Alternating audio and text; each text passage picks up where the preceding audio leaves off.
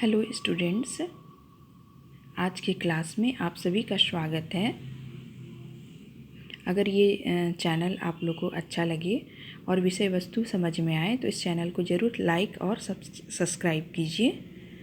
तो आज के क्लास में हम जानेंगे कि वर्ग में बालक को प्रेरित करने की क्या प्रविधियाँ हैं। Various method of motivating children in class.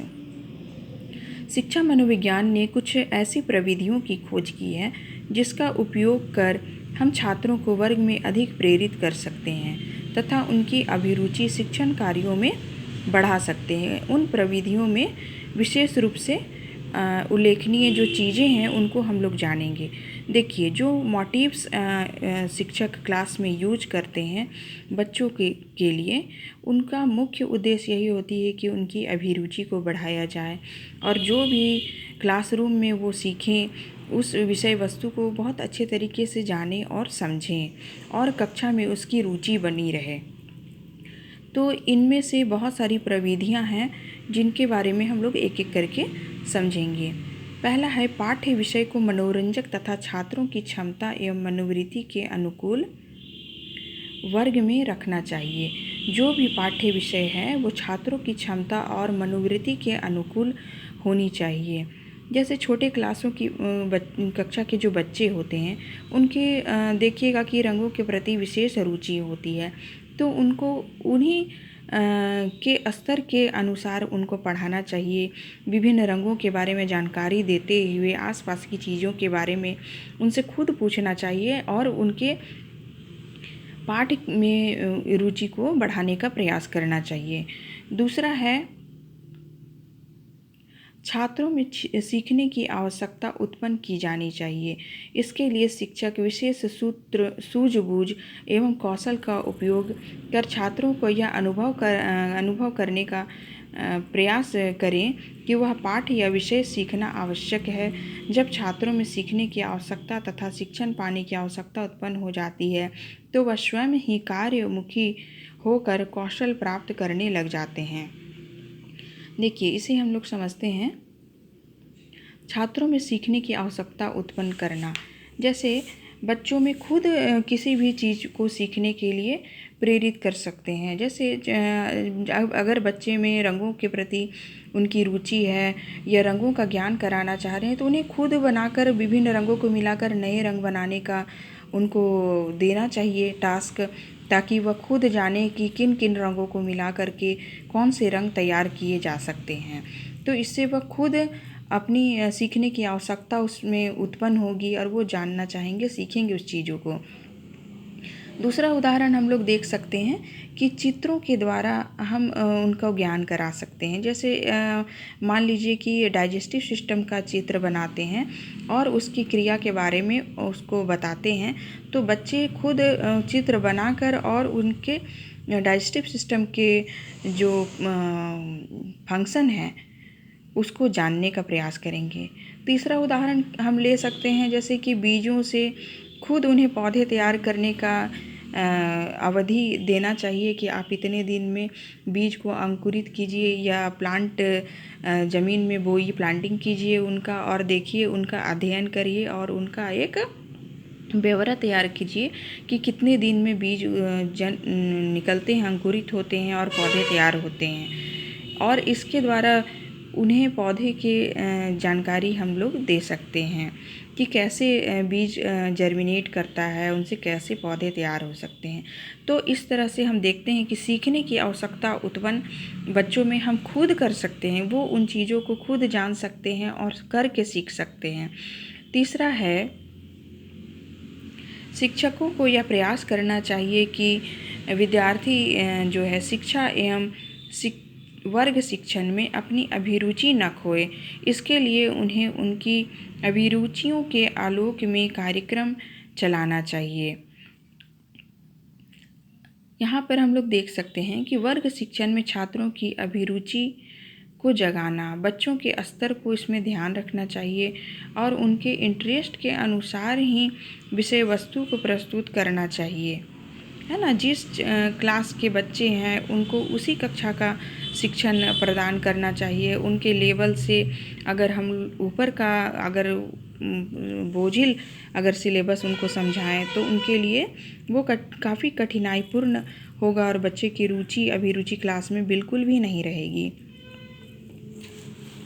चौथा हम लोग देखेंगे, शिक्षकों को छात्रों के सांवेगिक स्तर पर भी ध्यान देना चाहिए। उन्हें वर्ग में ऐसा व्यवहार करना चाहिए जिससे छात्रों में सुरक्षा का भाव उत्पन्न हो सके तथा वे शिक्षक के साथ सही ढंग से तादात्म्य स्थापित कर सकें। तादात्म्य की स्थापना कहने का यहाँ पर तात्पर्य यह है कि बच्चों के सांवेगिक स्तर, संवेग क्या, इमोशंस जो हो गए बच्चों के, जैसे किसी भी विषय वस्तु को पढ़ा रहे हैं तो बस वे चुपचाप सुन रहे हैं, ऐसा नहीं होना चाहिए। विषय वस्तु को और उनसे संबंधित जो भी बातें हैं उनको बच्चे अपने आप में वो जानने का प्रयास करें, उनके साथ अपने इमोशंस को वो प्रस्तुत कर सके। जैसे उनकी मुस्कुराहट है ना, कुछ और जानने की कोशिश करना, अपनी बातों को शिक्षक के सामने प्रस्तुत करना, अपनी मन की बातों को बताना, शिक्षक के साथ तादात्म्य की स्थापना, और इसमें सुरक्षा का भाव भी होना चाहिए। ऐसा नहीं कि बच्चे जो हैं वो पढ़ा रहे हैं शिक्षक और वो डर के कारण अब विषय वस्तु से संबंधित कुछ भी बातों को नहीं पूछ पा रहे हैं। उन्हें डर है कि अगर मैं प्रश्न पूछूंगा तो शिक्षक मुझे डांटेंगे। ऐसी भावना नहीं होनी चाहिए बच्चों में। इसलिए छात्रों के साथ सांवेगिक स्तर का ध्यान रखना चाहिए और बच्चों में तादात्म्य की स्थापना करनी चाहिए ताकि वे सुरक्षा का भाव शिक्षक के साथ रख सकें। पांचवा हो गया, शिक्षकों को ढंग के हथकंडे का प्रयोग प्रायः न करके सिर्फ तभी करना चाहिए जब उसका प्रयोग नितांत आवश्यक हो। यहाँ पर हथकंडे कहने का प्रयोग है कि दबावपूर्ण हथकंडे, मतलब बच्चों में दबाव नहीं डालना चाहिए किसी भी चीज़ का। अगर वो कुछ गलती करते हैं तो बहुत अति आवश्यक होने पर ही उनमें दबाव डालना चाहिए और उन्हें समझाने का प्रयास करना चाहिए। और इसके साथ यह भी ध्यान रखना चाहिए कि आत्मीयता के साथ शिक्षण उन्हें कराना चाहिए। दबावपूर्ण तरीके से उन्हें शिक्षण नहीं कराना चाहिए। ऐसा दबाव भी शिक्षक के द्वारा छात्रों को नहीं बनाना चाहिए जिससे कि वो शर्मिंदा महसूस करे, दूसरे बच्चों के साथ में उन्हें फिर नज़र मिलाने में बुरा लगे या अपमान महसूस करें। इसलिए शिक्षक को आत्मीयता के साथ शिक्षण करना चाहिए। उन्हें उनके अच्छे चीज़ों को याद दिलाकर उन्हें उनके मनोबल को बढ़ाकर प्रोत्साहित करना चाहिए और फिर पढ़ाना चाहिए ताकि बच्चे सप्रेम शिक्षक के साथ विषय वस्तु को पढ़ें और उसे समझने का प्रयत्न करें।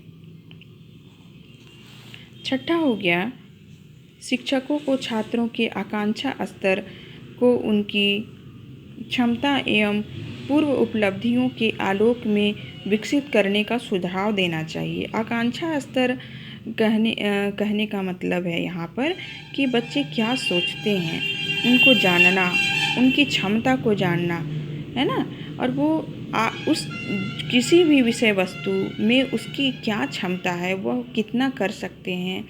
और अगर किसी भी विषय वस्तु के से संबंधित उसकी बच्चों की कोई पूर्व उपलब्धि है तो उसको लेकर आगे बढ़ना चाहिए। बच्चों को उनको अवसर देना चाहिए, जैसे वो कोई प्रतियोगिता में भाग लिए हैं और उनका प्रदर्शन अच्छा रहा है तो उनको इनकरेज करना चाहिए और आगे उसी तरह से उनको लेकर चलना चाहिए ताकि वे और भी इंटरेस्टिंग तरीके से उस चीज़ को, विषय वस्तु को प्रस्तुत करें। अगर उनके आकांक्षा स्तर का हम ध्यान न रखेंगे तो पाठ्य वस्तु उनके लिए बोझिल हो जाएगा, है ना। टीचर जो पढ़ा रहे हैं वो बस सुनते जाएंगे और उसे समझ नहीं पाएंगे। उनके मन में कुछ छुपी हुई आकांक्षा है, उनकी क्षमता है, उसका प्रस्तुतिकरण नहीं कर पाएंगे तो विषय वस्तु तो स्वाभाविक रूप से बोझिल लगेगी और उनका जो भी इंटरेस्ट रहेगा वो पाठ्य वस्तु के प्रति रहेगा नहीं और अपनी बातों का प्रदर्शन न कर पाने के कारण वे कुंठित होंगे, उनमें तनाव होगी और अरुचि उत्पन्न हो जाएगी। अगला है, शिक्षकों को समय, है ना, समय का ध्यान, यहाँ पे समय पुरस्कार के संबंध में कहा गया है कि समय पर वर्ग में उच्च शैक्षिक उपलब्धियों के लिए पुरस्कार की घोषणा करनी चाहिए। इसमें छात्रों का मनोबल ऊंचा होता है और शिक्षण में अधिक अभिरुचि लेते हैं। मनोबल भी बच्चों का बढ़ता है और अभिरुचि भी लेते हैं। पुरस्कार का प्रयोग करते समय हमें समय का विशेष रूप से ध्यान रखना चाहिए कि किसी भी कार्य को करने के लिए बच्चों को मान लीजिए कि ग्रुप में देते हैं और अच्छा प्रदर्शन रहता है तो उनको तुरंत उस चीज़ से संबंधित पुरस्कृत करना चाहिए। ऐसा नहीं कि आज प्रतियोगिता है और 5 दिन के बाद उसको पुरस्कार दिया जा रहा है, तो इसमें थोड़ा सा बच्चों में निराशा एक पनपने लगती है। तुरंत ही पुरस्कार मिलने पर उनका मनोबल तब बहुत बढ़ता है। अगला देखेंगे, मतलब पुरस्कार के लिए उनमें बहुत ज़्यादा डिले नहीं करना चाहिए, जैसे कि 2 सप्ताह के बाद, 1 महीने के बाद हम पुरस्कार दे रहे हैं किसी भी प्रतियोगिता का, तो ये उचित नहीं है। तो पुरस्कार के समय का ध्यान रखना चाहिए। अगला देखेंगे, शिक्षकों को छात्रों के लिए कुछ पाठ्येतर कार्यक्रमों की यथासंभव व्यवस्था करनी चाहिए। पाठ्येतर कार्यक्रम कहने का मतलब है यहाँ पर को करिकुलर एक्टिविटीज़ का आयोजन करना चाहिए। इसमें पाठ्येतर कार्यक्रम हम पाठ्य से संबंधित भी ले सकते हैं और विषय वस्तु को सिखलाने के लिए, और पाठ्य के अलावा भी कभी कभी हम बच्चों को उनके को करिकुलर एक्टिविटीज़ या उनकी जो क्षमता है, रुचि है, उनसे संबंधित या कुछ भी वो प्रदर्शित करना चाहते हैं, दिखलाना चाहते हैं, अपने भाव की अभिव्यक्ति करना चाहते हैं, इन सभी चीज़ों के लिए बच्चों में अवसर प्रदान करनी चाहिए। और ये जो अवसर है ये हम कक्षा स्तर भी कर सकते हैं स्तर पर, और विद्यालय स्तर पर भी कर सकते हैं। ऐसा हम कब कब कर सकते हैं, जैसे कि सप्ताह में कोई एक दिन निर्धारित कर लिया जाए कि आज बच्चों को उनकी इच्छा या रुचि से संबंधित कोई भी चीज़ें, जैसे संगीत हो गया या कोई भी वो चित्र बनाए हैं या कोई कविता लिखे हैं या कोई कहानी लिखे हैं या कोई मॉडल बनाए हैं, उस चीज़ को वो आकर के क्लास में या विद्यालय स्तर पर आकर सामने उस चीज़ को रिप्रेजेंट करने का उन्हें मौका देना चाहिए और इसके बाद उन्हें पुरस्कृत भी करना चाहिए। इससे क्या होता है, पाठ्येतर कार्यक्रमों का आयोजन करने से बच्चों में जो स्वाभाविक सीखने की क्षमता है, उनकी जो लगन है या इच्छा आकांक्षा है, उन सब की पूर्ति होती है और वे समझते हैं कि मुझे भी अवसर मिल रहा है, उनकी अभिव्यक्ति बाहर निकल कर के आती है। तो ये बहुत अच्छी चीज़ें हैं।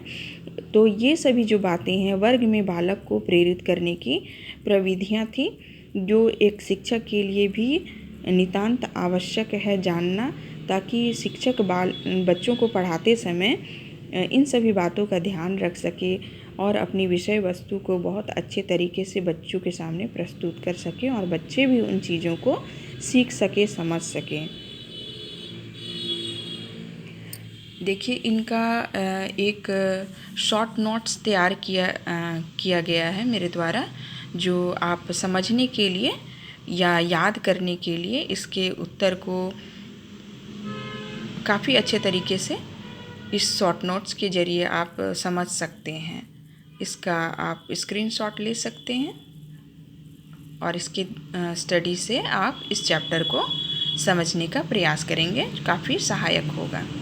ठीक है, धन्यवाद।